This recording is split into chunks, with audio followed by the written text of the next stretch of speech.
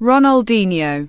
A name that echoes joy, magic, and pure football artistry.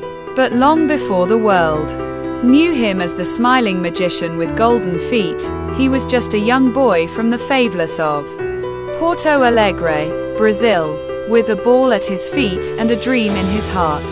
Born Ronaldo de Assis Moreira on March 21, 1980, Ronaldinho grew up in a modest neighborhood. His family wasn't wealthy, but they were close-knit, and football was in their blood.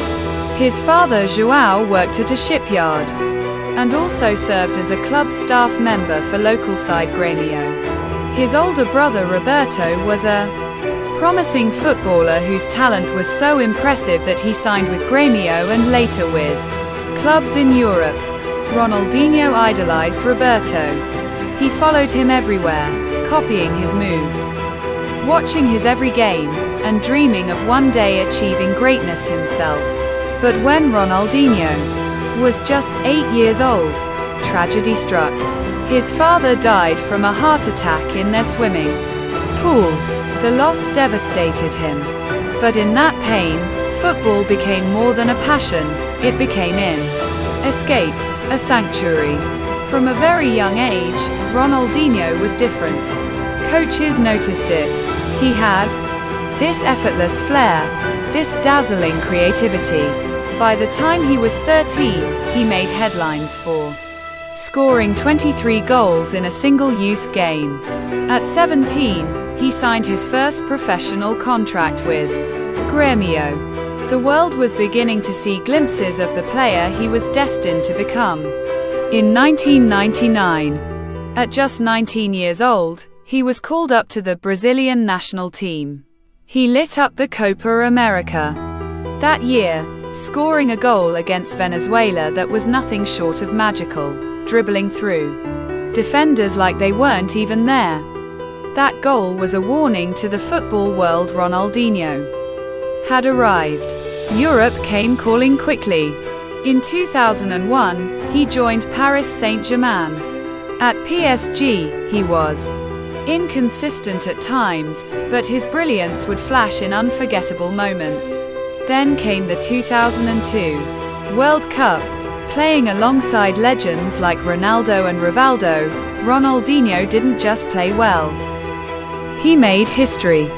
His incredible free-kick goal against England in the quarter-finals, lofted high over David Seaman's head, stunned the world. Whether he meant it or not didn't matter. Brazil would go on to lift the trophy, and Ronaldinho was now a world champion. But his true masterpiece came after the World Cup when he signed with FC Barcelona in 2003. Barcelona at that time was struggling. They hadn't won La Liga in years and were desperate for inspiration. Ronaldinho gave them more than that. In his first season, he dazzled with his dribbles, no-look passes, and contagious smile. But it was in the 2004-2005 season that he truly exploded. He led Barca to their first La Liga title in 6 years and was crowned FIFA World Player of the Year. What made Ronaldinho special wasn't just his stats, it was the way he played. He brought street football to the biggest stages. He played with joy. He humiliated defenders, but never with arrogance. He played to entertain, and fans loved him for it. In November 2005, at the Santiago Bernabeu, he did something unimaginable. He received a standing ovation from Real Madrid fans. Only a handful of players in history have ever experienced that. That night, Ronaldinho wasn't just a rival, he was untouchable, a true artist at work.